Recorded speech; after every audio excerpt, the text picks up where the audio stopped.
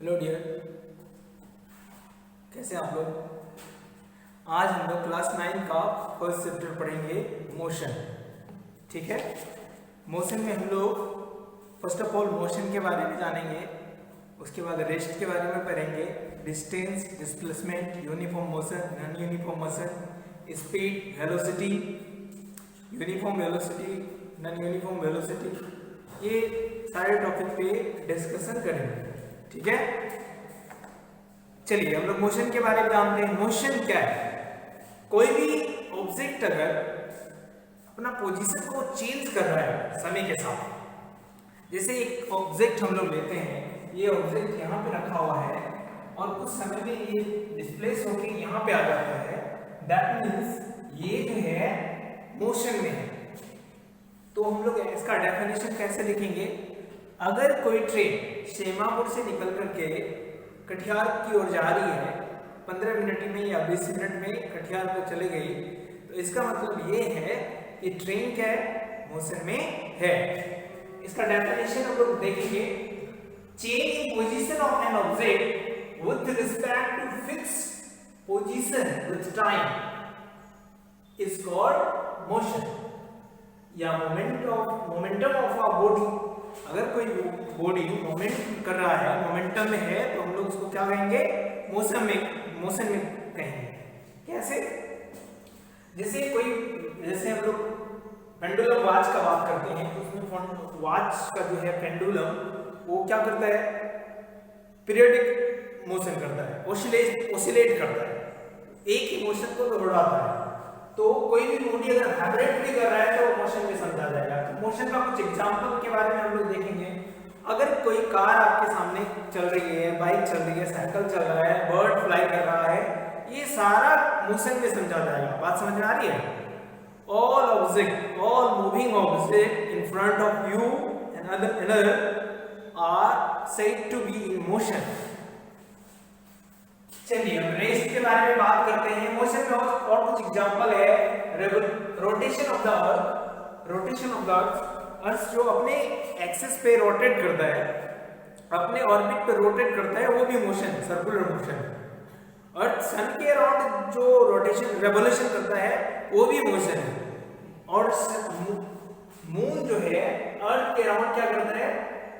Revolution of the moon around the earth, ये भी क्या है? मोशन का ही एग्जांपल है। और ये एक पीरियडिक मोशन है, समय समय पे ये मोशन दोहराया जाता है। आइए रेस्ट के बारे में बात करते हैं। The position of an object does not change with respect to the time. अगर किसी ऑब्जेक्ट का पोजीशन टाइम के साथ चेंज नहीं होता है, मान के चलिए हमारा स्कूल ये डिस्प्लेस होता है क्या? आज भी आओ यही है, कल भी आओ यही है, मंडे को भी आओ यही है, फिर संडे को भी आओ यही मिलेगा। ऐसा क्यों होता है? क्योंकि ये स्टेशनरी ऑब्जेक्ट है। स्टेशनरी का मतलब ये डिपेंड वो चीज पे करता है कि हम लोग इसका कंपैरिजन किसके साथ कर रहे हैं। अगर हम लोग अर्थ के साथ कंपैरिजन करेंगे तो अर्थ के साथ ये क्या है? रेस्ट में। ठीक है, सन के साथ कंपैरिजन करेंगे, सन के साथ तो ये मोशन में। क्यों? क्योंकि पूरा अर्थ क्या करता है? सन के अराउंड रेवोल्यूशन करता है। बात समझ में आ रही है? पूरा अर्थ क्या करता है? सन के अराउंड रेवोल्यूशन करता है। इसके अकॉर्डिंग कोई भी स्टेशनरी ऑब्जेक्ट मोशन में समझा जाएगा। अगर हम लोग अर्थ के रिस्पेक्ट में बात करते हैं, हम लोग मोशन का कंपैरिजन जब भी करते हैं ना, मोशन का बात करते हैं, तो कोई स्टेशनरी ऑब्जेक्ट को ले लेते हैं। जैसे कोई गाड़ी निकल रही है स्कूल से, या हम लोग कोई मूविंग ऑब्जेक्ट पे बैठे हुए हैं और एक पेड़ को क्या मानते हैं? स्टेशनरी ऑब्जेक्ट मानते हैं। एक पेड़ को स्टेशनरी ऑब्जेक्ट को मानते हुए हम क्या करते हैं? वहां से मूविंग ऑब्जेक्ट पे बैठ के वहां से कुछ दूर जाते हैं। तो हमारा डिस्टेंस जो है जैसे उससे बढ़ता जाएगा, इसका मतलब क्या हो रहा है? हमारा पोजीशन चेंज हो रहा है with respect to the stationary object. हमारा पोजीशन जो चेंज हो रहा है, इसका मतलब ये है कि हम मोशन में हैं। लेकिन अगर हम लोग with respect to the moving object बात करेंगे, जिसमें हम लोग बैठे हुए हैं, जैसे हम लोग कार में बैठे हुए हैं, तो कार हमारे साथ मूव कर रही है, तो कार के साथ हम स्टेशनरी हैं। जैसे ट्रेन में हम बैठे हुए हैं, ट्रेन के साथ हम स्टेशनरी हैं। ट्रेन जहां जा रही है हम वहीं जा रहे हैं, ट्रेन के साथ हमारा पोजीशन चेंज नहीं हो रहा है, that means we are in rest. हम लोग किस में हैं? रेस्ट पोजीशन में हैं। हाँ, अगर हम लोग क्या करते हैं, जिस स्टेशन से ट्रेन खुल रही है उसके रिस्पेक्ट में बात करें तो हम लोग किस में हैं? मोशन में हैं। बात समझ में आ गई? रेस्ट के बारे में बोल रहे थे, if the position of an object does not change with respect to the time and with respect to the stationary object. अगर किसी स्टेशनरी ऑब्जेक्ट के रिस्पेक्ट में हमारा पोजीशन समय के साथ चेंज नहीं हो रहा है, हम रेस्ट में चलते जाएंगे। जैसे हमारा घर हो गया, फैक्ट्री हो गया, क्या हो गया, टेलीफोन पोल्स हो गया, ये सब क्या है? Stationary object. ठीक है, आपको एक चीज और आपने ऑब्जर्व किया होगा, जब आप घर में वॉच देखते हैं, दीवार में जो आपका जो रहता है घड़ी टांगा हुआ, उसमें आपको आवर वाला जो सुई होता है, निडल जो होता है, उसका मोशन आप ऑब्जर्व नहीं कर पाते, क्योंकि वो बहुत स्लोली क्या करता है? मोशन करता है। वो मोशन में है, बहुत स्लोली है। बात समझ में आ रही है? लेकिन सेकेंड वाला जो निडल है उसको हम लोग ऑब्जर्व कर लेते हैं, सेकेंड वाले सुई का जो है मोशन ऑब्जर्व कर लेते हैं, क्योंकि वो फास्टली मूव करता है। बात समझ में आ रही है? इससे क्या पता चलता है?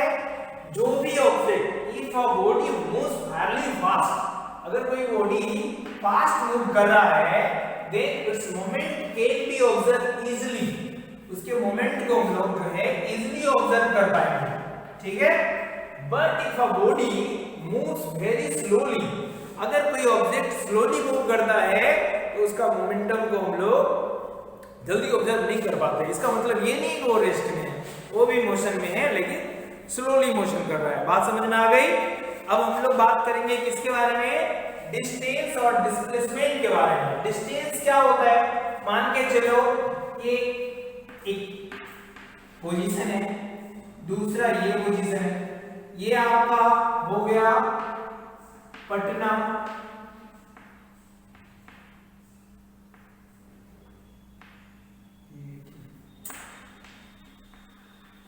ये पटना हो गया, ये हो गया तुम्हारा दिल्ली। ठीक है, तो पटना से दिल्ली अगर हम लोग ट्रेन के माध्यम से जाते हैं तो ये वाला लेंथ होगा, तो ये रूट का जितना लेंथ होगा, यहां से यहां का जो लेंथ होगा उसको हम क्या बोलेंगे? डिस्टेंस बोलेंगे। क्या बोलेंगे? डिस्टेंस। और यहां से यहां जो जाएंगे उसको भी हम लोग क्या बोलेंगे? डिस्टेंस बोलेंगे। बात समझ में आ रही है? बाय द वे अगर हम लोग फ्लाइट होकर के सीधा यहां से यहां पर स्ट्रेट लाइन पाथ में ट्रैवल कर रहे हैं तो ये भी डिस्टेंस ही होगा, बट ये फिक्स डायरेक्शन में है तो उसको हम लोग डिस्प्लेसमेंट के टाइप से कंसीडर करेंगे। अभी डिस्टेंस के बारे में जानना है तो इसलिए पॉइंट ए टू बी जो भी हम लोग जिगजैग पाथ होके जाएंगे उसको हम लोग क्या कहेंगे? डिस्टेंस कहेंगे। बात समझ में आ रही है? तो डिस्टेंस क्या होता है? दो पॉइंट के बीच का the length between the initial point and the final point is known as the distance. It is measured in metre and it is a scalar quantity. ये क्या होता है? दो पॉइंट का इनिशियल और फाइनल पॉइंट का जो लेंथ होता है ना, उसको हम लोग क्या बोलते हैं?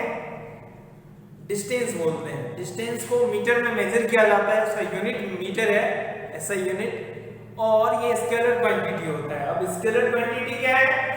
वो क्वांटिटी स्केलर होता है जिसमें डायरेक्शन ना हो, सिर्फ मैग्नीट्यूड हो।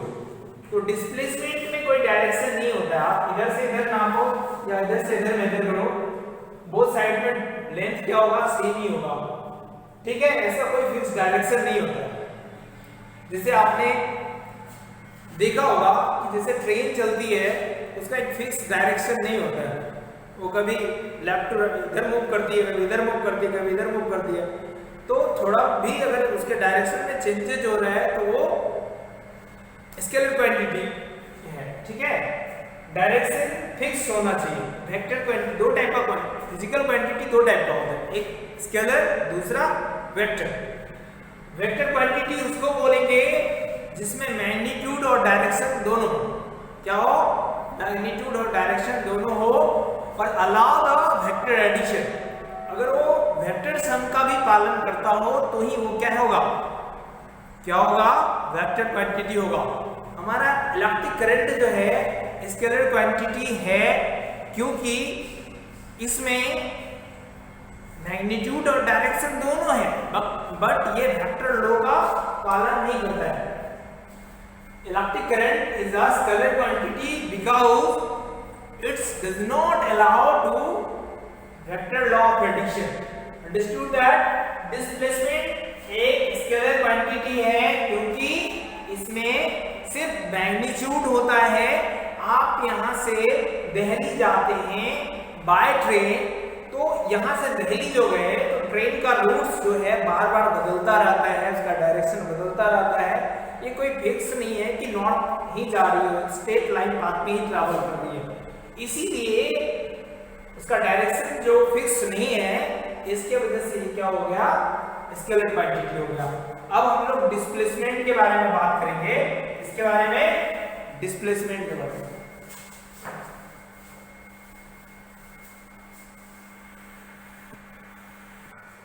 चलिए हम लोग देखते हैं डिस्प्लेसमेंट, डिस्टेंस तक के डिस्प्लेसमेंट देखते हैं।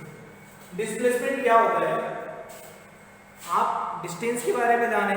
डिस्टेंस क्या होता है, दो पॉइंट के बीच का जो है लेंथ होता है।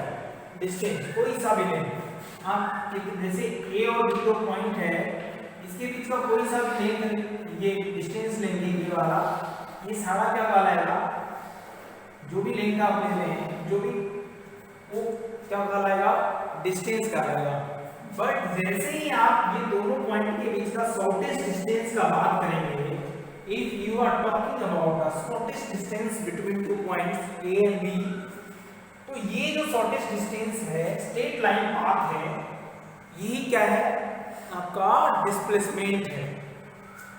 displacement जो होता है straight line path होता है और उसका direction भी fixed होता है। आप A to B अगर कर रहे हो तो आपका displacement जो है A to B है। अगर B to A मेजर कर रहे हैं तो आपका डायरेक्शन क्या होगा, B to A होगा। ये दोनों बात में बहुत ज्यादा अंतर है, तो इसीलिए ये जो डिस्प्लेसमेंट है यह एक वेक्टर क्वांटिटी है। When a body move from one position to another position, ठीक है, distance between the initial position and the final position along with direction is known as the displacement.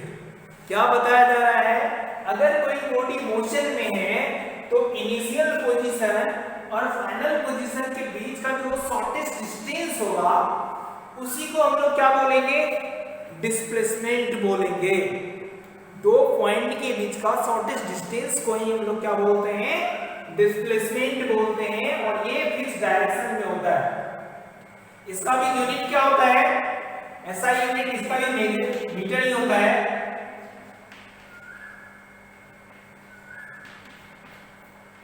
Metre, इसका भी ऐसा ही unit metre ही होता है, like distance. और ये vector quantity होता है, क्यों होता है, क्योंकि ये इस डायरेक्शन में ट्रैवल करता है, डायरेक्शन में नो चेंजेस। आइए, it is a vector quantity, it can be zero as well as negative। ये जीरो भी होता है, नेगेटिव भी होता है। अब कैसे जीरो होगा, अगर कोई ऑब्जेक्ट सर्कुलर मोशन कर रहा है, अगर कोई ऑब्जेक्ट सर्कुलर मोशन कर रहा है पॉइंट ए से स्टार्ट करके, फिर वो पॉइंट ए पे ही आके रुक गया, यहाँ पे उसका क्या हो जाएगा, डिस्प्लेसमेंट जीरो हो जाएगा, क्योंकि वो स्टार्टिंग पॉइंट पे आगे खड़ा हो जाएगा।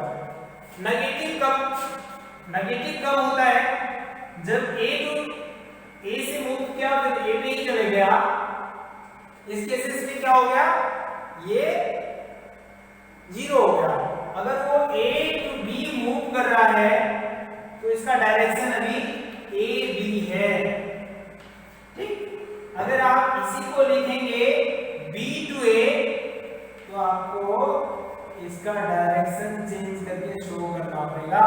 बात समझ में आ गई, तो कैसे नेगेटिव हो गया पता चला, जब डायरेक्शन चेंज होता है तो हम लोग क्या करते हैं, डिस्प्लेसमेंट को नेगेटिव लिखते हैं। चलिए नए टॉपिक के बारे में जानेंगे, यूनिफॉर्म मोशन के बारे में। Uniform motion, a body has uniform motion if it is travel equal distance in equal interval of time.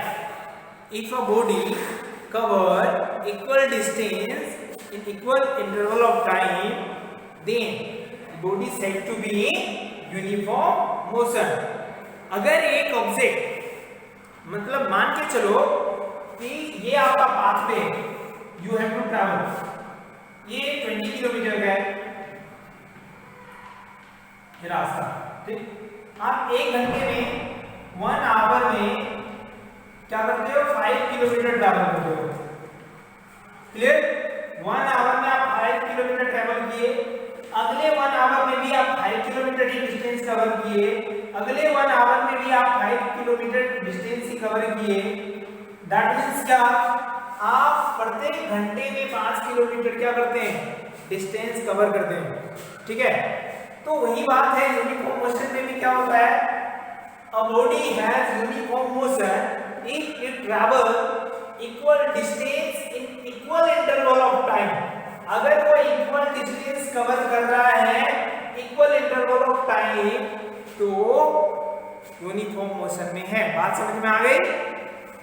जैसे कोई मूविंग कार है, वो 100 किलोमीटर की दूरी, ये एग्जांपल में बेटर है, 1 आवर में 5 किलोमीटर कवर करता है, फिर नेक्स्ट 1 आवर में भी 5 किलोमीटर डिस्टेंस कवर करता है, और नेक्स्ट आवर में भी 5 किलोमीटर, ऐसे अगर चलता रहा तो वो यूनिफॉर्म मोशन में कहलाएगा।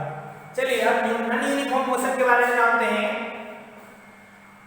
A body has non uniform motion if it travel equal distance unequal distance in equal interval of time. यहां बात बदल गई, यहां 1 आवर में 5 किलोमीटर कर रहा है ना, नेक्स्ट आवर में 10 किलोमीटर कर रहा है, करेगा, या नेक्स्ट अगले नेक्स्ट आवर में 7 किलोमीटर करेगा, डिस्टेंस कवर करेगा। इसका मतलब ये हो गया कि समय को इक्वल, समय टाइम को इक्वल इंटरवल में ले रहे हैं, लेकिन डिस्टेंस अलग अलग कवर कर रहा है।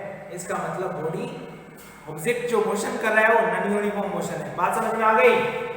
अब नॉन यूनिफॉर्म मोशन का कुछ एग्जांपल, आप अगर कोई भी फ्रीली फॉल बॉडी ले लो, कोई भी ऑब्जेक्ट को छत से गिराओ, तो वो जो है ना उसका मोशन क्या होगा, जैसे जैसे वो करीब आएगा उसका स्पीड बढ़ता चला जाएगा, नहीं उसका वेलोसिटी क्या होगा, इंक्रीज करता चला जाएगा, इसीलिए वो नॉन यूनिफॉर्म मोशन का एग्जांपल है। बात समझ में आ गई। पहले हम लोग डिस्प्लेसमेंट के बारे में पढ़े। डिस्प्लेसमेंट क्या है, the shortest distance between two point is known as the displacement. SI unit metre, it is a vector quantity, it is negative as well as zero, या zero as well as negative, zero भी होता है negative भी हो सकता है। Uniform motion, और ये डिस्प्लेसमेंट के बराबर तो हो सकता है, डिस्प्लेसमेंट डिस्टेंस के बराबर तो हो सकता है, लेकिन डिस्टेंस से कभी बड़ा नहीं हो सकता है। क्यों? क्योंकि डिस्टेंस जो होता है वो उसका जिगजैग पाथ होता है। जाहिर सी बात है, जिगजैग पाथ होगा तो ज्यादा डिस्टेंस कवर करेगा, ज्यादा लेंथ कवर करेगा, और शॉर्टेस्ट पाथ जो होता है वही डिस्प्लेसमेंट है, इसीलिए कवर कम लेंथ को कवर करेगा। चलिए uniform motion, body has uniform motion if it is travel equal distance in equal interval of time, if time no matter how small this time interval, कितना छोटा टाइम इंटरवल है matter नहीं करता है। और यूनिफॉर्म मोशन के, non uniform motion के बारे में जाने, अगर इक्वल इंटरवल ऑफ टाइम में अनइक्वल डिस्टेंस ट्रैवल करता है तो वो मोशन कौन सा कहलाएगा, नॉन यूनिफॉर्म मोशन कहलाएगा। बात समझ में आ गई। चलिए आगे बढ़ते हैं। अब हम लोग स्पीड के बारे में बात करेंगे। स्पीड क्या होता है? स्पीड इक्वल टू क्या होता है, डिस्टेंस बाय टाइम होता है।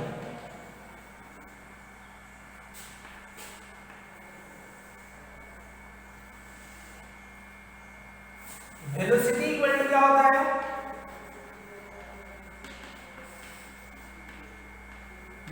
इक्वल टू क्या होता है, डिस्प्लेसमेंट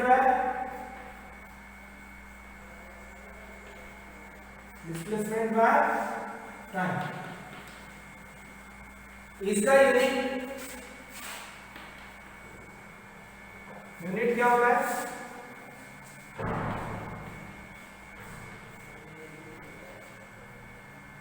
इसका भी यूनिट मीटर पर सेकेंड होता है, क्योंकि लेंथ का मीटर होगा और इसका सेकेंड होता है। और इसका सेम, इसका भी यूनिट क्या होता है,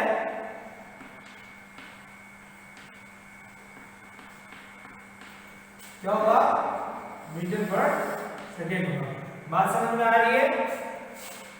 स्पीड, आप जितना डिस्टेंस कवर कर रहे हो, मान के चलिए 50 किलोमीटर डिस्टेंस कवर कर रहे हैं, ठीक है, और 1 आवर आपको टाइम लग रहा है, 1 आवर या 2 आवर लग रहा है, तो आपका स्पीड क्या हो जाएगा, स्पीड इक्वल टू क्या हो जाएगा, displacement distance by time taken. Distance हो गया 50 और टाइम टेकन है कितना, 2 आवर, तो 25 किलोमीटर पर आवर आपका स्पीड हो जाएगा, ठीक है। और डिस्प्लेसमेंट अगर बोल रहा है तो इसका मतलब क्या, कोई फिक्स डायरेक्शन का बात करेगा।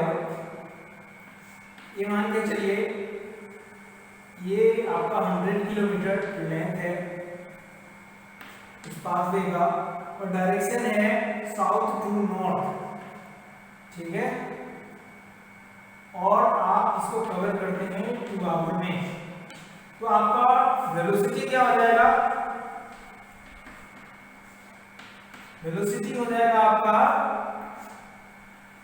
100/2 divide by 250 kilometre per hour, और इसका जो है डायरेक्शन आपका क्या होगा, north to south, south to north. बात समझ में आ गई। तो ये हो गया आपका वेलोसिटी, ये हो गया, ये वेलोसिटी हो गया, ये आपका स्पीड हो गया। चलिए आगे देखते हैं।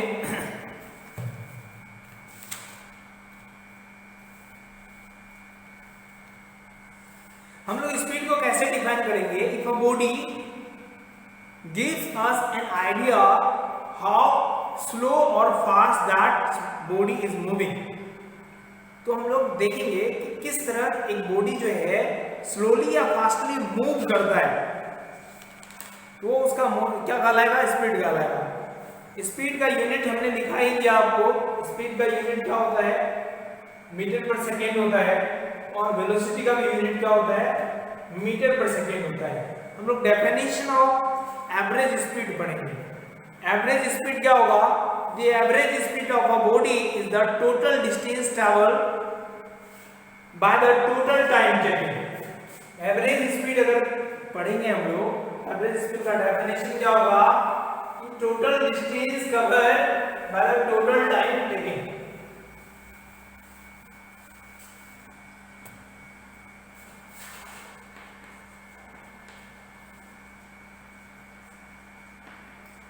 एवरेज स्पीड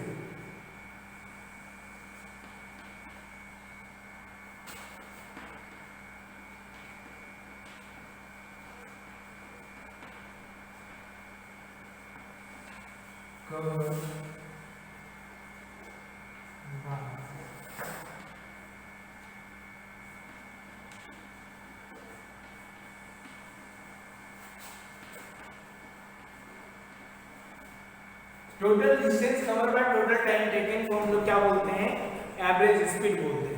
बात समझ में आ गई।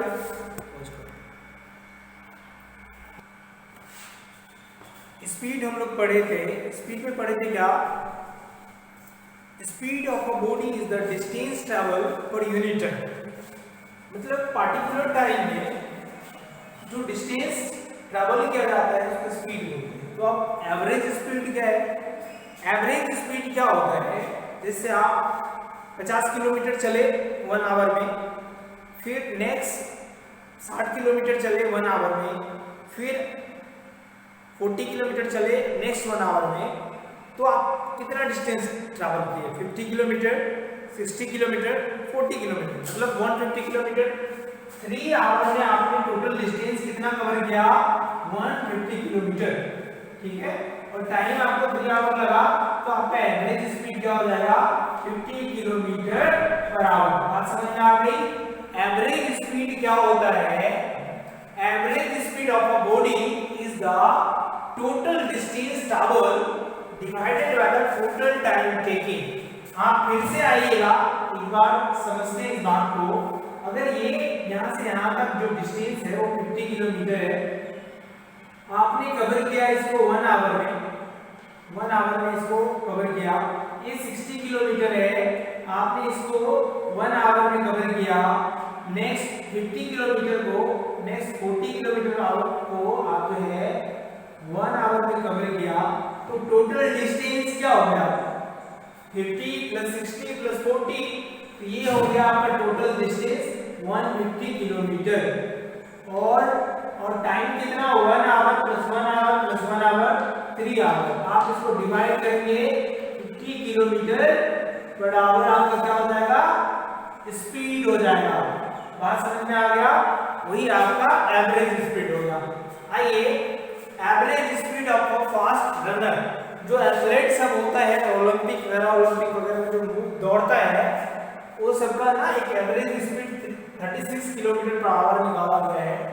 एवरेज स्पीड ऑफ द चीता, आपने देखा होगा वो सबसे एनिमल्स में सबसे फास्ट रनर होता है, तो 97 किलोमीटर पर आवर दौड़ता है। Average speed of the aircraft जो होगा 2000 किलोमीटर पर आवर होता है। कितना होता है?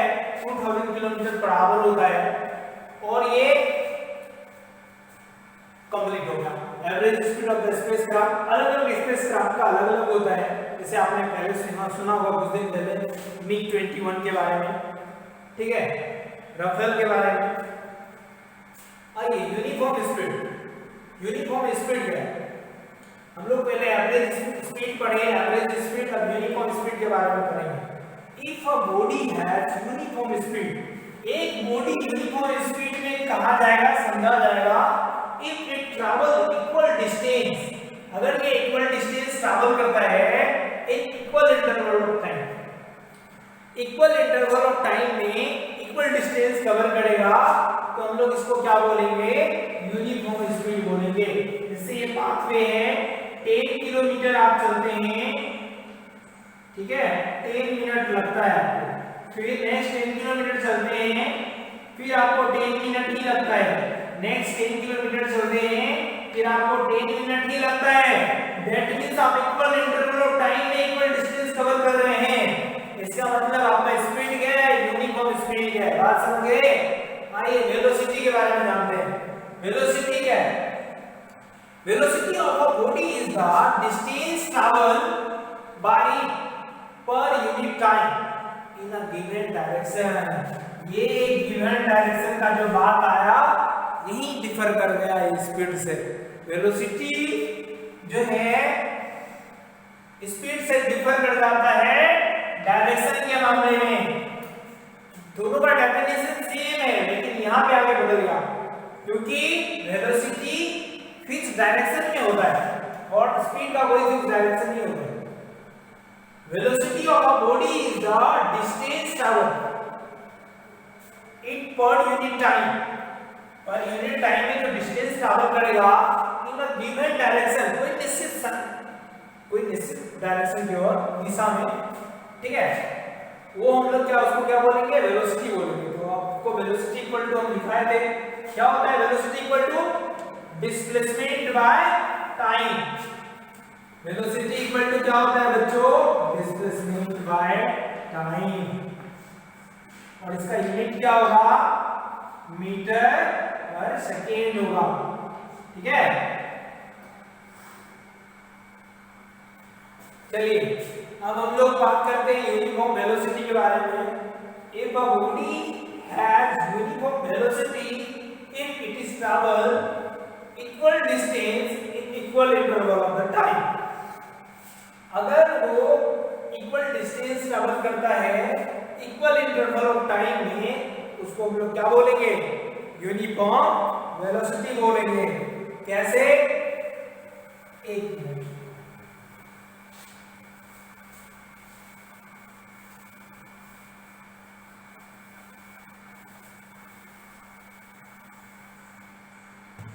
सेम बात है, if a body has uniform velocity, अगर कोई बॉडी यूनिफॉर्म वेलोसिटी में है तो इक्वल डिस्टेंस ट्रैवल करेगा।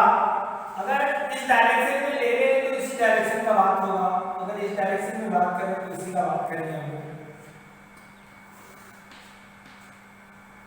ये 3 किलोमीटर है, 20 किलोमीटर है, 30 किलोमीटर है और ये 40 किलोमीटर। आप जो है इक्वल डिस्टेंस कवर कर रहे हैं, एक ही डायरेक्शन में जा रहे हैं। आप डायरेक्शन का बात करेंगे, वेलोसिटी का जब भी ये जिक्र होगा, डिस्प्लेसमेंट का डायरेक्शन का बात पहले होगा। आप इस डायरेक्शन में जाएंगे, आपको 30 मिनट लगता है, मान के चलिए 10 मिनट लगा पहले कवर करने में, 10 मिनट या 1 मिनट लगा, दूसरे में भी 1 मिनट लगा, तीसरे में भी 1 मिनट लगा, सब में 1 मिनट ही लग रहा है आपको, ठीक है। आप 10 किलोमीटर 1 मिनट में कवर किया, अगले 10 किलोमीटर को भी 1 मिनट में, अगले 10 किलोमीटर को भी 1 मिनट में, अगले 10 किलोमीटर को भी 1 मिनट में कवर किए। इसका मतलब, और डायरेक्शन आपका क्या है, फिक्स्ड है, डायरेक्शन में नो चेंजेस, तो हम लोग इसको क्या बोलेंगे, यूनिफॉर्म वेलोसिटी बोलेंगे। बात समझ में आ गई, ये था आपका यूनिफॉर्म वेलोसिटी। एक्सेलरेशन क्या होता है बच्चों, एक्सेलरेशन क्या होता है, the rate of change in velocity is known as the acceleration.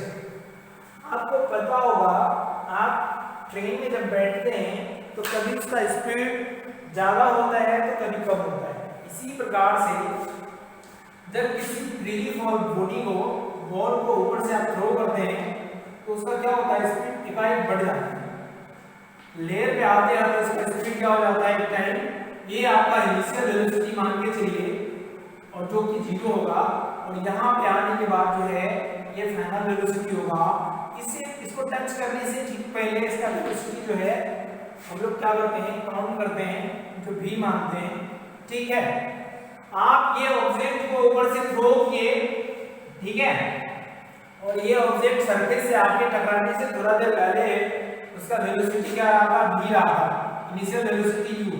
तो एक्सेलरेशन का बात करेंगे तो एक्सेलरेशन इक्वल टू क्या होता है, the rate of change in velocity by time taken.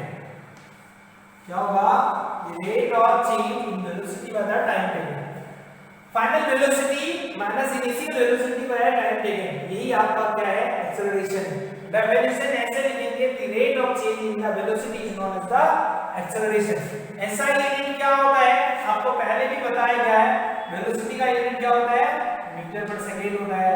नीचे टाइम का ऑलरेडी सेकेंड ही होगा, ये जब ऊपर जाएगा मीटर पर सेकेंड स्क्वायर हो जाएगा। तो ऐसा यूनिट ऑफ द एक्सेलरेशन क्या होगा बच्चों, मीटर पर सेकेंड स्क्वायर। बात समझ में आ गई, चलिए। और एक्सेलरेशन एक टाइम ऐसा होता है कि नेगेटिव भी होता है। अगर आप अपना इस वेलोसिटी को लगातार बढ़ा रहे हो ना तो एक्सेलरेशन पॉजिटिव होगा, और जब अगर वेलोसिटी आपका क्या हो रहा है, घट रहा है, अगर वेलोसिटी आपका घट रहा है, जैसे आप नीचे से बॉल को फेंकोगे, यहां से बॉल को फेंकोगे, एक टाइम ऐसा होगा बॉल ऊपर जाके क्या होगा, पहले तो स्लो हो जाएगा और एक टाइम ऐसा होगा कि रुक जाएगा, फिर वहां से रिटर्न आएगा, ठीक है। तो इस केसेस में क्या होगा, आपका ऑब्जेक्ट क्या है, आपका ऑब्जेक्ट का वेलोसिटी क्या हो रहा है, कम हो रहा है। तो जब आपका एक्सेलरेशन नेगेटिव हो तो आप उसको रिटार्डेशन बोलेंगे। क्या बोलेंगे, रिटार्डेशन बोलेंगे। बात समझ में आ रही है, नेगेटिव एक्सेलरेशन को हम लोग रिटार्डेशन बोलेंगे। If the velocity of a body is the increase, the acceleration is positive. if the velocity of a body is decreasing then the acceleration is negative। अगर आपका वेलोसिटी बढ़ रहा है कंटिन्यूअसली तो एक्सेलरेशन पॉजिटिव होगा, अगर घट रहा है तो नेगेटिव होगा। Thank you for watching. Hi friends, ऐसे नए वीडियो देखने के लिए हमारे चैनल को सब्सक्राइब करें।